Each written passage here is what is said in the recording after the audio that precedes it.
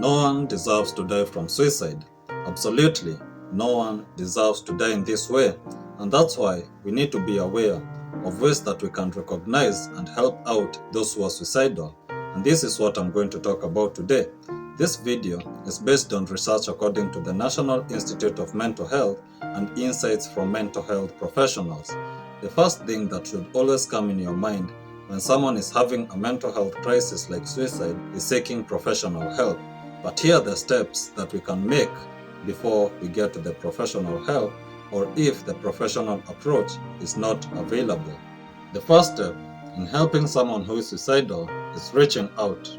Reaching out will enable you to know how they are going on, and it will also help you to go to the next step, which is recognizing the warning signs of suicide.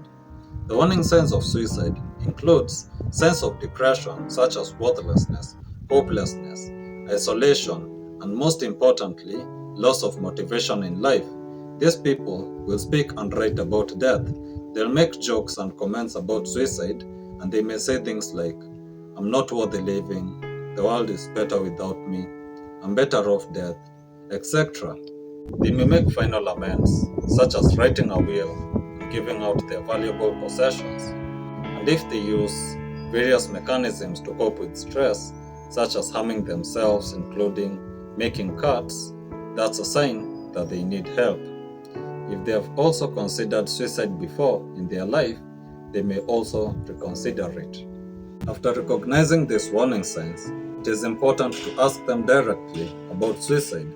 Asking them a question like, "Do you consider suicide?" may seem cumbersome, but it is actually helpful, as it will help to break the stigma that is within, and they will be more open to speak about that matter.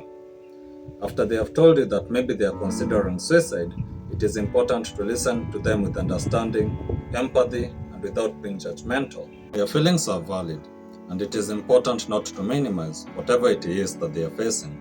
Even if to you it may be insignificant, to them it's a big deal, and we should always be ready to understand them. The next thing is helping them to find solutions other than suicide.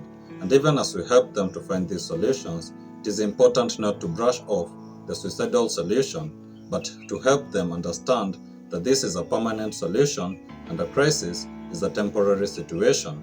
We should not leave those who are suicidal alone, because a time alone gives them an opportunity to implement on their suicidal ideation.